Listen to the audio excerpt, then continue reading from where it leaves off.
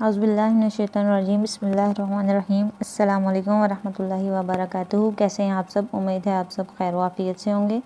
جہاں جہاں بھی میری آواز سنی جا رہی ہے، اللہ تعالیٰ آپ سب کو اپنے حفظ و امان میں رکھے۔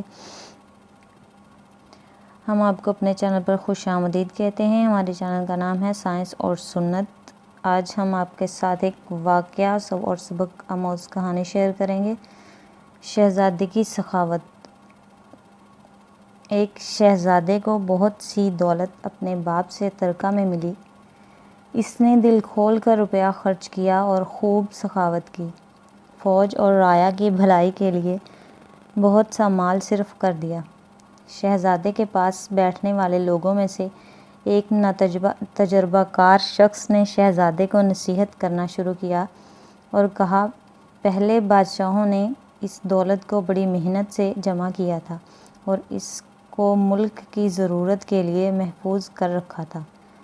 تم اس کو خرچ کرنے سے ہاتھ روک لو، کیا معلوم آئندہ کیسا موقع پڑ جائے، دشمن بھی گھات میں بیٹھے ہیں۔ یہ نہ ہو کہ ضرورت کے وقت تم عاجز اور مجبور ہو جاؤ۔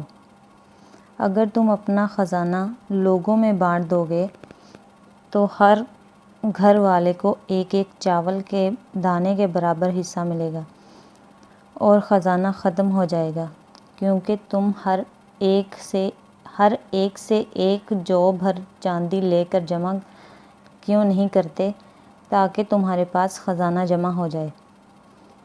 شہزادے کو اس شخص کی بات ناگوار لگی۔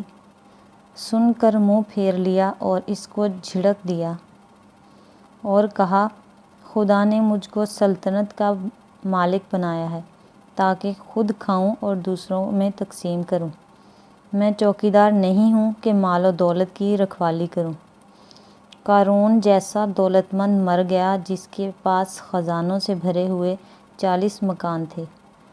اب کوئی اس کا نام بھی نہیں لیتا، کیونکہ وہ ہر وقت دولت بڑھانے کی فکر میں رہتا تھا اور دوسروں کو نہیں دیتا تھا۔ اور دیکھو، ایران کا مشہور بادشاہ نوشیروان نہیں مرا کیونکہ وہ بہت انصاف پسند اور سخی تھا۔ اس کا نیک نام آج بھی زندہ ہے۔ لوگ اس کی تعریف کرتے ہیں اور اس کا نام عزت سے لیتے ہیں۔ حاصل کلام: اگربتی کو ڈبیا کے اندر بند رکھا جائے تو اس کی خوشبو نہیں پھیلے گی، مگر جب وہ آگ میں جلائی جاتی ہے تب عنبر کی طرح عمدہ خوشبو دیتی ہے۔ اگر تم بڑے صاحب عزت بنانا چاہتے ہو تو سخاوت کرو، اس لیے کہ جب تک تم کھیت میں دانہ نہ بکھیرو گے اناج نہیں اگے گا۔ مت ٹٹولہ کیجیے میرے لفظوں سے میری ذات، اپنی ہر تحریر کا عنوان نہیں ہوں میں۔